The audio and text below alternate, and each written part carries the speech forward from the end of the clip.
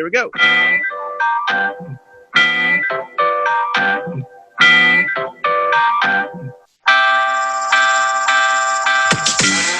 Hey, it's Joe West from the West Barn with Mike Shimshack. Today we have mix engineer Sean Moffitt on.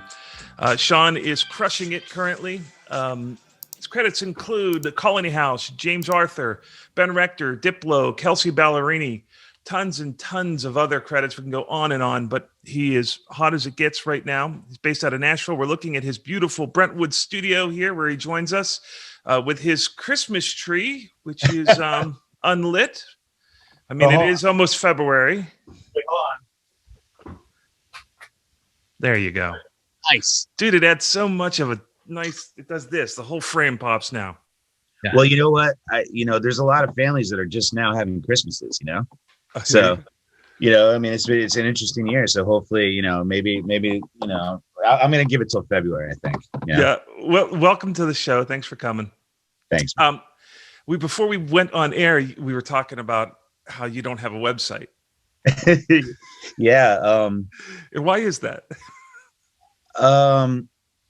Well, Nashville's a pretty small town. And when I got here, I just started making relationships and just started making, working and I just never got around to it. And then when I felt like I should, I just can't kind of figure out how I'd want it to look. I went through the same thing where it's like, I feel like such a weirdo. Am I writing this in third person? It's like, you feel like you're Garth Brooks referring to yourself in the third person. Absolutely. Yeah. It's a tricky thing to sit there and like write a bio and I don't and even pictures, I don't really want to take a professional picture, Yeah. Well, anyway. Mike brought up a fascinating point to that is that guys who are working don't need websites.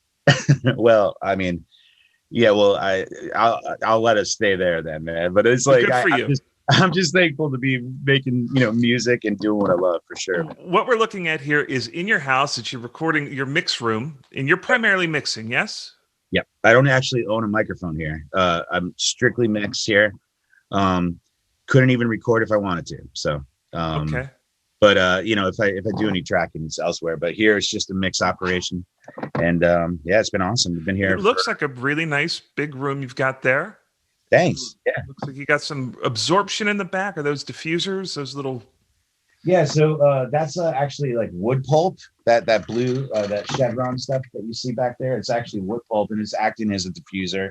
And then there's some fabric back there, and the actual room goes back another 6 feet. And there's just a ton of bass trapping back there. Now, is that absorption we're seeing back there in the padding, or is that diffusion? That's actually just fabric. Okay, just fabric, and then it goes back into bass traps. And a combination of bass traps and diffusion. Yeah, back there. Yep. And you're mixing, all the stuff you're mixing is out of this room, so you know it. You've been mixing out of it for a long time. Yeah, and in fact, I've actually been mixing out of this room for about 8 years. 4 of them, in which has been at this house, and then I had another house where I literally cloned this room from another room because I love this so much, and we did identical dimensions. So I feel like I've been in this space for almost 8 years. Can you tell us, from what I can see here, it's like, okay, you've got a trap on the one side of the room. Is the front of the room, does it have diffusion or absorption? And you have far field monitors, midfield monitors. What's the rest of this room look like? Yeah, I'm sorry, I'm actually zooming on the computer, or else I'd turn it for you. But on the front wall, it's just it's a wood finish, a barn wood finish, but it has the whole front wall is packed with 703, and the corners are just packed even harder with 703 bass traps. And then I just use a set of near fields Pro X. I've been using them for years. One set of monitors in there. I have one set of monitors up front, Pro X, and then I have a set of Dyne Audios BM5As, like the old kind, not the new reissued kind, the old kind that I keep off to the side for just a different perspective from time to time. But I kind of live in my Pro X. What are you powering those Pro X with? A Bryston BM4A. Yep. And for those of you who don't know, 703 is Owens Corning 703. I think it's just an absorptive. 703 was that rigid fiberglass, right? It's 2 inches by 4 foot by 2 foot. It comes in those panels. Yep. And I'm sorry. They're famous for doing sound room, sort of control room control or absorption. Yeah, and I use a Bryston BM5A. Sorry, not a 4A. But and another thing that I actually got hip to just recently that I've been using in here is a turn-off. Have you guys heard of that? A what? A turn-off? It's a basically a phase alignment, phase alignment, EQ, but it's its own proprietary box that does room tuning, and it's been really impressive. So I actually have that kind of kissing the whole system, and just tightening. You notice the difference with that? Yeah, I noticed it in the low end. Because I have 2 near fields and then I have 2 stereo subs, and just I don't really have much room going on in the correction of the analog of that box, but I have a lot of time alignment, and my center image and the tightness in the bass, it's gotten a lot better from just hearing things at the right time. This is a good question for you, and I don't know how. Some guys are just magic and they just know what their ears tell them everything. How educated and how aware are you of in your workflow of phase, and is it something that you know all the physics of, or is it something that you just like know when it's right? Phase thing is definitely for me a feel thing. If something feels like it's lacking, it's one of the first things I look for. Mm-hmm. But if it feels right, I don't, typically get caught up in it. Gotcha. If I launch a track and it's just and everything feels right and there's depth and there's punch to it, and then I'm moving on. You don't worry about it. Yeah. Yeah, totally. Well, and that's one of the blessings of being in your own room for 8 years, because even if your room is wrong, you know what the deal is. You're like, yeah, don't worry about that. I know what that is. I can remember I was mixing a record. I used to have RCA Studio C downtown, and I leased that out for a couple of years. But it was so bad that like I knew on my high end and my low end, I had to adjust 10 decibels. Like on a tambourine, I'd have to, I can't remember which way it was, but I had to turn it down or turn it up 10 dB louder, because that's how bad that room was. But after mixing in it long enough, it was a pain, and it was the whole day was just suffering. But you could get mixes out of it. But you've been in this room for 8 years, so even if it does have flaws, and do you think it has flaws? Is there anything like, oh, I can push it a little bit here, or that's a little bit too much of this? Well, it's funny. I've always kind of subscribed when this whole turn off thing came into being a possibility to me. Try the gentleman that wanted to install it and let me check it out. I told him, I said, look, if you run all your tests and everything and you find that there's some significant issues with my room, like I'll let you do this whole process, but I don't want to know anything about anything. If I have an 8 dB dip at 150, I don't care, because this is how it's been for me for 8 years. So like, to your point, that's exactly right. I don't want, like, music is music to me when it comes out of my speakers, and it's come out of my speakers the same way for a long time. And for me, it's that's the gift. It's like every song is coming from the same spot, and it's it's your reference point. Yeah. So that's a great point. And there's always that argument to be made, like, hey, the rest of the world, we are the only ones listening in live end, dead end control rooms that have diffusion and walls that are not perpendicular. And right. There is an argument to be made that every record, and I think that's why a lot of mix guys, like we just had Reed on, and Vance, and a lot of guys, they'll have another like stereo system in the room, or a boombox, or something that's like off to the side in a whacked out position. But there is an argument to be made, like, hey, no one is actually going to listen to these records like we listen to them when we mix them. And the argument is like, yeah, we want to make them right. But the other argument is like, hey, how acoustically sound is a car? You're sitting off at the center. You got 12, 14, 18, 125 speakers pointed at you from different directions. Yeah. It's funny. I live in the land of like that philosophy. And then, sometimes I get in the weeds where but it's somewhere in the middle of that. But for me, the most valuable thing is just knowing that I can check out any song from any artist in any genre, and that's my North Star. It's like, if you reference it's amazing. It's like, so even if you do have a problem, it's going to be a problem across the board, and you learn it. Do you reference a lot when you mix, even at this stage of your career? It depends. It depends on. I do. I listen to music every morning. But are you flicking back and forth on your monitor between reference mix in your mix, or mixes that you like? I reference the rough a ton when I'm in the mix process. But and then maybe what I'll do is, if I'm working on a song, I might go to a playlist of that genre and just kind of bounce around and make sure that, but I don't spend much time comparing, that a song I'm working on to other songs, but I do spend a lot of time learning the rough and yeah, great point. I tell you what I'll do is, if somebody references songs that they like, I'll reference those songs because Yeah. I know, like, then I can say, oh, that's where they went to kick and snare. They like the guitars of this. And I can say, I've done this thing where you're referencing and you're like, oh, wow, that snare is so loud, but I love it.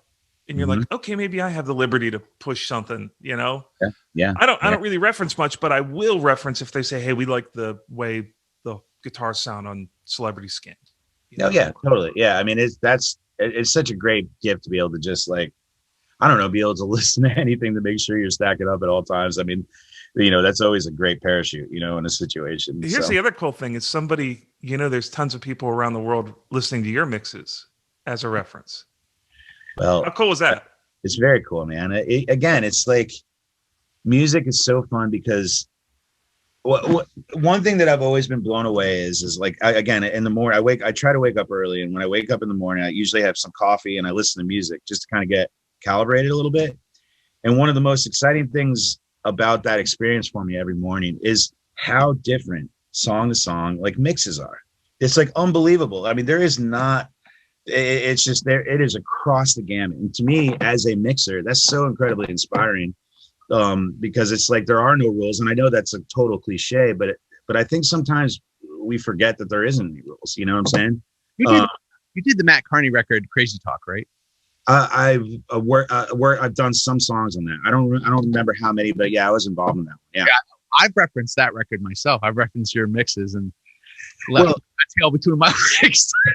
But you know what I'm saying though. It's like when you go on a playlist on Apple, on iTunes or wherever else, and it's like you go and it's just radically different, and that's really cool to me, you know. And that means that you can find people painting with different brushes, you know. And so referencing is tricky because I think that you can try to be someone else a lot of times. Like, good point.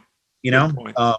And then if you're trying to be that person, then they should have called that person anyway, you know. Great point. You're never going to be that person. Right. Yeah. Yeah. And but you know, for me, when I lose my way, sometimes I'm just like, me and Mike were mixing yesterday.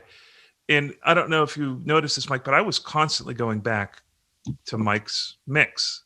Like, yeah. Oh, I noticed. It was painful when I go to my mix. Well, it was just that to retouch and to say, okay, this is where zero is. Am I doing something? Am I going too far in going back to that rough mix or what was a final mix, a good final mix? And just like saying, okay, this is what he was thinking for the role of this piano. This is what he wanted it to do as the song creator.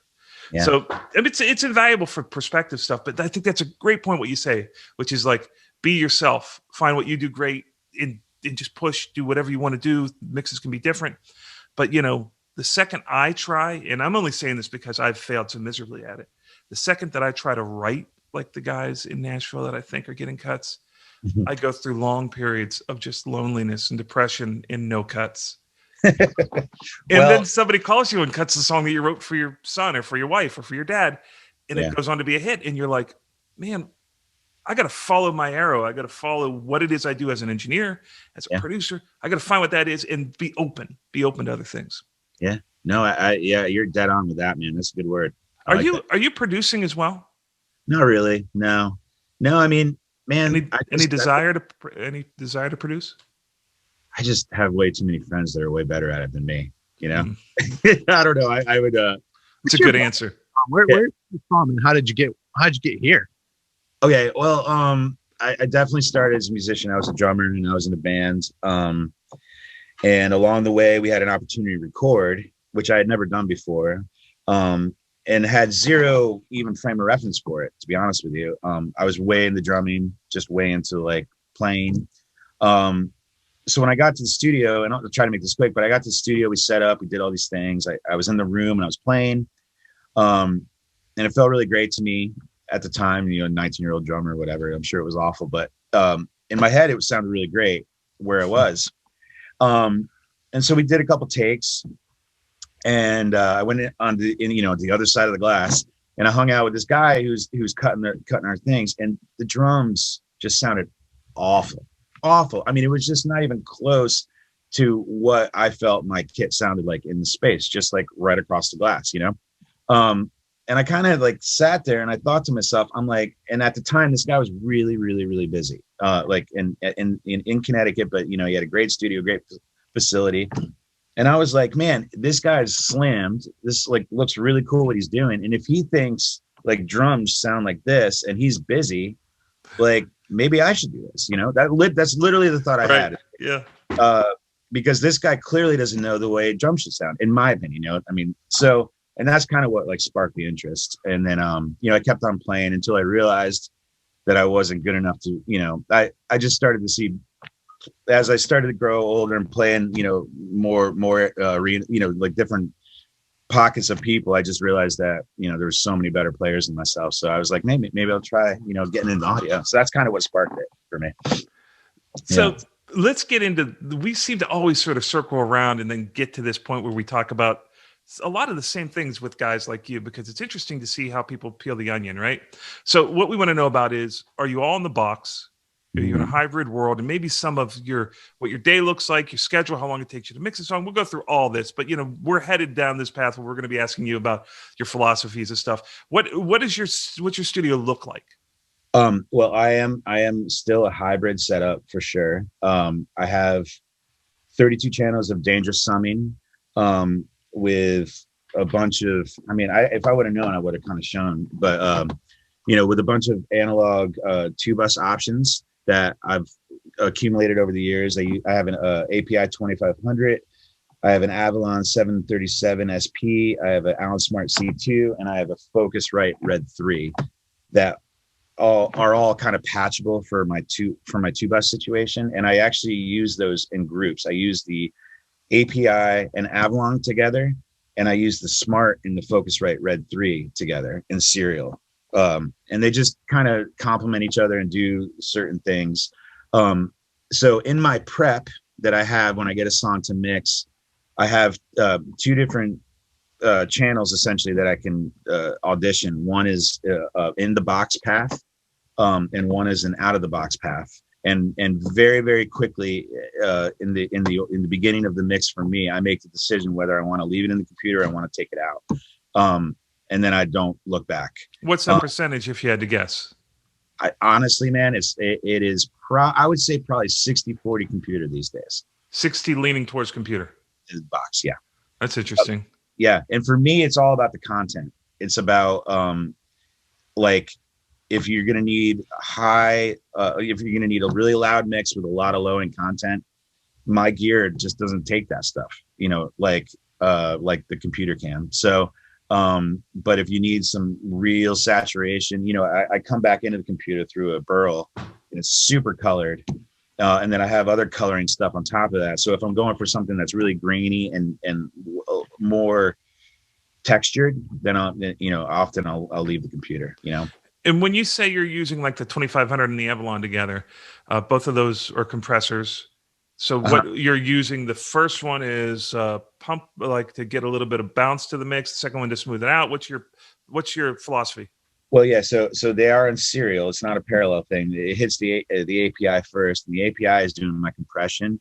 And actually, on the Avalon, believe it or not, I'm not even the compressor's out. There's a tube EQ in that box that I have a little sweetening on, and then there's this TSP path on that box, which is just another sort of added harmonic distortion that I really love. TSP. Yeah, it's a TSP button, and it's just. I wonder what that stands for. Yeah, you can look it up. It's a little magic button, but it's just another sort of transformer, fatty kind of sound that the mixes sound really good going through. So basically, I find the API 2500 a little dark in nature, and so I put that Avalon afterwards with that EQ. And a little bit of more tape or, you know, tube saturation. The Avalon is like a vocal box. It's like a whole channel strip, right? Or no, it's the 737 SP. It's actually a mastering compressor. Okay, mastering compressor with EQ. Yep, exactly. Yep, it's like this 747 that, you know, everybody has, you know, that tracking vocals, but it's like a mastering version. And it's, you know, obviously there's no preamp on or anything like that. So now, are you using mostly those boxes kind of stay at the same settings and you're just feeding them? Yes, you're not changing them from mix to mix usually. No, I control how they're fed from the computer. So Okay, like, so the attack, release, all the character of how you put it through the box, that stays the same. Once again, we talk about this with everyone. It's like feed it, get the gain reduction you want, and out pops the toast at the end of it because it's what you dialed in originally. yeah, I mean, just like anything, I've learned kind of where the mix needs to hit these things, and I just, if I decide to leave the box, then I'll, I have at the end of my prep, I have these auxes that return that, just I can just push the sends out, to hit the API or whatever compressor at the right level. Now, when you say you got a 60-40 split between staying in the box or out of the box, does that mean that when you do go out of the box, is it all to your dangerous sub? Yeah, if I leave the box, it is a summing situation. So it'll be 32 channels of summing. Whether or not I fan it out to 32, not all the time, but yeah. So 60% of the time it goes out to summing amps, individual things that sum down to stereo. Then that stereo bus feeds either your API in Avalon or your SSL in Red 3. Mm-hmm. You'll make a decision. But if you stay in the box, the other 60% of the time, you're not doing any of that. None of that. How are you doing with how do you make your life easy for recalls? Well, I mean, analog stuff. The box has never changed, so it's like, again, I push into. I have everything. It's everything set it, forget it in my room, and it has been for a time. So, I have to run tone every once in a while, make sure that boxes aren't walking and stuff. But like generally, I can just launch a session and go. I never offline, so that's the one disadvantage. But even if I am in the box, I never. What does offline mean? Not meaning bounce to disk. For me, when I print a mix, I always view it as another opportunity to like maybe get in like 5% more or 10% more automation or whatever. So it's like I can never give up a pass. Like, but I always I don't know. I always love to like listen down and like live it. And so it doesn't even like the in the box, out of the box with offline bouncing doesn't mean anything to me because I always like bounce in real time, And so what are you changing during, like, how are you using that for an opportunity for automation? I'm not understanding. Well, what I'm saying is as I'm printing the mix, like, that's just like, I leave. I get it. I get it. Everything in touch. And so it's just like, I got it. Totally got it. I thought you were doing something funky to the two mix that you were making. No. I just like, I was like, whoa, this guy is like, he's mixing his mixes. No. I find myself doing that. I have separated files and used like tape machines on choruses, but they weren't working in the verses. There was an issue. Like technically, I had a technical issue. So I just, and cut 2-track masters together like that. But that's such a wormhole. It's like, I just want to punch myself in the face because you're setting yourself up for torture doing any kind of recall on that. Yeah. Do you have fader packs and stuff you're using? No, I'm a total mouse guy. Yeah. And I've had fader packs. I've just gotten really good at the mouse, and it's all about. I just feel like I make better musical choices doing it that way. And you're going back into using Pro Tools? Yeah. You're going back into Pro Tools and storing on 2 tracks in the session? Right in the session. Yep. Okay. The bit rate and sample rate of the session. Mm-hmm. Yep. Always. Okay. Yeah. We're learning a lot here. These are like nuggets of information. Trust me, people all over the internet are like pausing and scribbling down your methodology. I did want to go back. So when you're using the C2, that's the Allen Smart, right? So it's basically the SSL center section compressor into the Red 3. What's your philosophy there? Get a little pump out of the SSL and make it smooth on the Red 3? Yeah, the Red 3 has this regalness to it, in my opinion. Like, it's a very sort of like classic sounding box. It sounds to me like like, I don't know, like that vintage, like heyday CLA thing, and it's just got this sort of like classic but expensive sound to it. But I actually don't like the way it sounds when it's dug into it. Like, I don't like when it's working hard. The harder it works, the less I like it. The Smart, on the other hand, you can really kind of dig into. So what I kind of do is I hit it with the Smart, and then I'm barely even compressing it. I'm just running it through the Red 3 after the Smart for just that sort of I don't know. I just like the way that box sounds. I heard that I think it was Tom Lordalgi uses the Red 3 as his bus compressor, but I heard he just does what you do, which is like, I mean, it's barely see it move. It's just a really cool sound, in my opinion, on certain stuff, Yeah. So, so whenever you're doing a record, are you doing a song a day? Are you getting a couple songs in a day? What's your process? Do you get into the studio about 10 a.m.? Do you take breaks and get coffee? What's your... Yeah, my workflow is pretty haphazard. I work at all times of the day. I usually wake up around 5, and I try to get a lot of my work done before anyone calls or is up, and I nap pretty hard, like maybe once or twice a day. And then I don't know. For so long I tried to get on this schedule and routine, and I just realized that it didn't work for me. And so I've always had problems sleeping. So it's just like, instead of just laying there, I work, so, and then if I'm tired, I take a nap. So it's like my schedule is a little, definitely, I marched my own drum on that a little bit, but I just have to kind of feel it out. For me, my environment changes so much depending on the camp I'm working with, Mm-hmm. There could be a record that 4 mixes get done in a day, and there could be a record I'm working on where it takes 4 days to mix a song. It's like, oh wow, and so that is a challenge when it comes to scheduling. And the idea that you could just like compartmentalize it and get it down to a Google spreadsheet, like, it just, for at least in my experiences, I've never been able to do it. So you just kind of have to ebb and flow and just be honest with people. I find that, when I talk to my clients, if I call them and say, hey, I'm running a little bit behind, or I have a curveball, most of the time they just really respect that. And, and you just have to kind of like be honest and look out for each other, and have each other's backs with that kind of stuff. So when you are probably by the mix is what you're charging, right? X amount per mix. Yeah. Let's say you mix a record for a camp that has you spending 4 days on a song, mm-hmm. right? And you mix through it. The next time they want to book the mix for the next record, is there like a conversation where you're like, hey, we got to figure this out because this is not a song a day thing. I can't just, Yeah. To me, I think this is going to be very subjective, but I think that it just depends on whether or not I felt those 4 days were merited or not. Sometimes those 4 days are merited. Sometimes we like dig for something or start it over or turn it on its head, and we did something great because of it. And to me, there shouldn't be a monetary recourse for that. That's art. You know what I'm saying? But if I'm in the trenches with some dude who doesn't know what he wants and is grinding his heels and slowing me down for 4 days, and he made his track worse, or he just got in his own way, then I'll try to gently next time be like, hey, like, let's do 2 rounds, and then based on our experience last time, would you mind you paying a little for each revision afterwards, not shaming them or anything, but just kind of like making sure that you have your back next time you go around. Yeah. I mean, in any other field, find a plumber or a roofer that would be like, it's an incredibly gracious response, I think, to that situation. Well, you know what, man?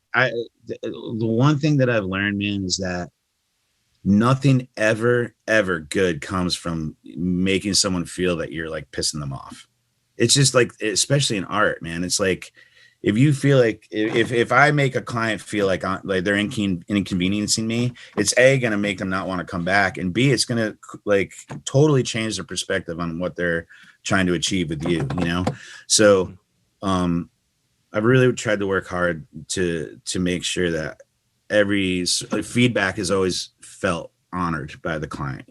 That's important, whether or not I agree with it. So when you're mixing a song, is there a specific way you coax it into being? Is it like you listen to the vocal and a rough of the whole vibe of the song, and then just you turn vocals off? How do you get through how do most mixes look as you're developing your way through them? Yeah, I think it's different every time. I think it's all about what kind of shape. I tend to subscribe to a philosophy that I work really hard in my prep process to receive a session from the client exactly how they left it. For me, over the years, I've found that that's a better way to get to the finish line the most efficiently than like stems or just like starting from zero. And so what will happen is I'll just hit spacebar on the song and listen to it. And so many times it's like in really great shape, it's like, feels awesome. The spirit of it is there. And then I'll just try to figure out ways that I can improve what's already there. without getting in the way of the spirit of the song. Other times there's just like fundamental issues when I launch the song that like I can't get past, and I just start fixing them. So for me, it's very reactionary. I'll go to, I'll just listen to it and just start figuring out, all right, how can I chip away at this? What's not working, and I'm going right, exactly. I'm going to triage the mix. Yeah, exactly. Yeah.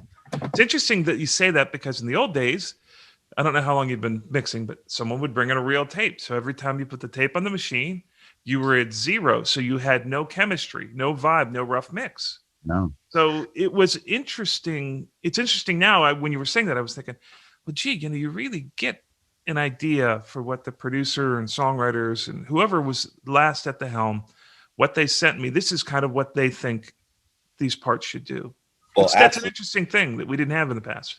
Yeah. Well, I mean, if you were mixing records on a high level in the late 80s, early 90s, 70s, 80s, 90s, or middle, so often you would sit there and you would present your song. And for the first time, it was like the artist was hearing their song. Like, it was like the first time like their work came to life. And it was like such it was such more of an expression. This day and age, 15 people have spoken into the track before I even hear it, and it's like the grand idea of me like reinventing it or changing it in some way. It's like too many people have spoken into it, before it even got to me. And it's just a different sort of way. So it's like, for me, I found that, accepting, making sure that I'm up to date with all the plugs and, being able to recall from everybody just gives me a leg up on keeping their vision and just instantly just starting expanding on it. That's a cool approach. Before we forget, I want to thank Dave Mcnair from Dave Mcnair Mastering. Oh my gosh. We just had him on. He said we had to get you on. He was complimenting you on like, it just like you weren't a part of the conversation. And he was just like, yeah, but like when I get like a Sean Moffitt mix, it's like, I don't really do anything. It's like some guys give me stuff that's so good that I'm basically just making it louder, So I thought that was cool of him to say that. Well, I mean, Dave has been, we've made a lot of music together over the years. I have a lot of respect for that guy. He's one of the few guys that I'll just call and we'll just talk for a couple hours, and not even about music, just catching up. And he's just an incredible human, and he's a very, very consistent and solid and musical mastering engineer. It's he just doesn't miss. He's really good. So yeah, that's cool. Go ahead, Mikey. I just one of the things that people seem to get out of this podcast is when people kind of go through their favorite plugins, their go-to plugins. What are some, like, your EQs, compressors, reverbs? What are some of they're kind of on every Sean Moffitt? Well, let's see. I got a session. Is it bad that I don't actually have a knee-jerk answer to that? Not at all. I mean, I love all the Fab Filter stuff. I'm way into this plugin by Wave Labs, Spectre. I have that. It's incredible. Yeah, it's a very, very cool plugin for sort of like, I love that plug for trying to make something louder in the mix without turning it up. It's like, just adding a little bit of harmonic distortion to like a really cool part of the frequency, that plugin is awesome. I'm way into this plug called Intensity.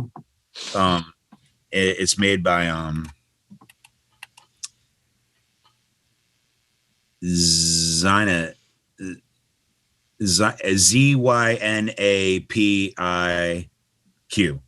Intensity. It's a really cool plugin. It's a bit of a spatial thing, but it does some really cool stuff. I'm trying to think what else.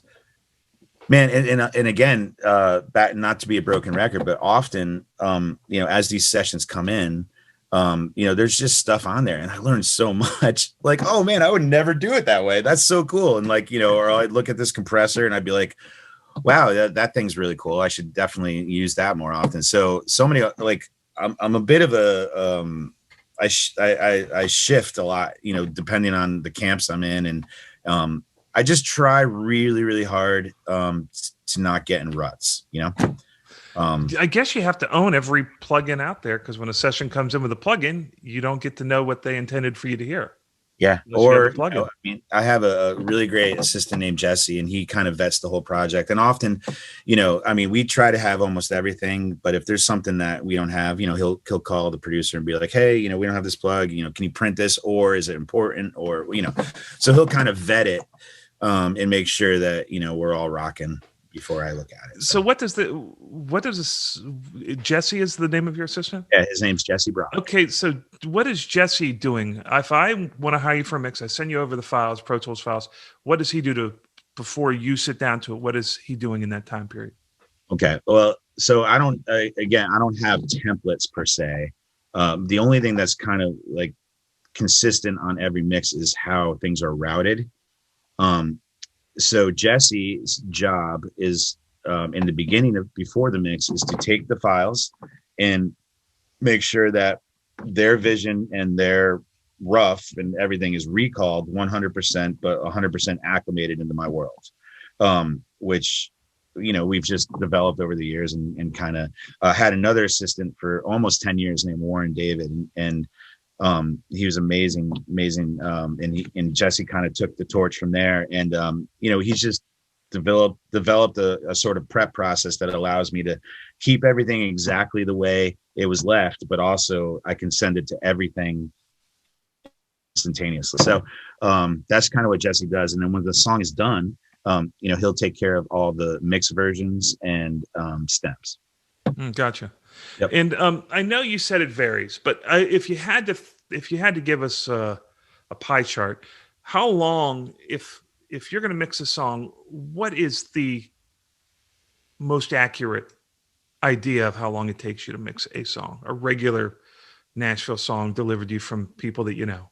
I think a fair assessment would be for me is that when it's all said and done, maybe a full 10-hour day, like start to finish between mixing and tweaks, probably would take care of a couple of naps.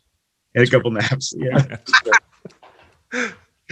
I'm not kidding. I nap a lot. What's the policy at home? So if let's say someone from a label calls during one of your naps, is it, he's unavailable, or is it, he's napping? I'll tell 2:30 in the afternoon. No, napping. I mean, I'll say, hey, like I'm around till 1 and I'm going to grab a nap and I'll be back around 4. I mean, man, honesty is always the best policy with that kind of stuff. So this is an interesting social question. Like your studio's in your house. So you have the ability to walk by the room and say, I'm just going to run into the studio for a second. Then you're there for 6 hours. Mm-hmm. Like, how do you manage that with your wife? Mm-hmm. Right. Is that something that if you're working all around the clock, is she like, I wish the studio wasn't in the house? Are you able to keep some semblance of lines drawn? No, my wife is a very, very special lady. And she has an amazing ability to have an understanding of how my life is. And she just has a lot of grace for it. And I'm really thankful for it. I think that I definitely have problems with like work boundaries. I definitely have problems with like working too much. And it's something I've been working on a lot later in my career. And she's helpful with that as well. But she's just a solid support system. And she knows that she can tell if I'm like really stressed or not. So it's like, I'm really thankful to have her here with me, because if I'm like, having a hard day or something, I can go up and talk and eat some food or, watch a show or whatever. And it's been a blessing to have her with me here. And she's definitely, I couldn't have done like, this job without her. She's a real blessing to me. So you're in the basement. Yeah. Okay. And this is just like, do you go out that door and there's a set of stairs, or is there other rooms in your basement? No, it's a pretty big basement. We, when we looked for this house, I mean, the only room that mattered was this room. I mean, that's another, reason my wife's so great. She understood that, you're like, take me to the basement right away. 100%. Yeah. We looked at 42 houses to find this house. And it was an unfinished basement with a wide open shell. So, we were able to do exactly what we wanted. So we have a bathroom and a kitchen and a theater down there. And, and then an outside entrance. So if clients do come by, it doesn't feel that's key. It's a great move. Yep.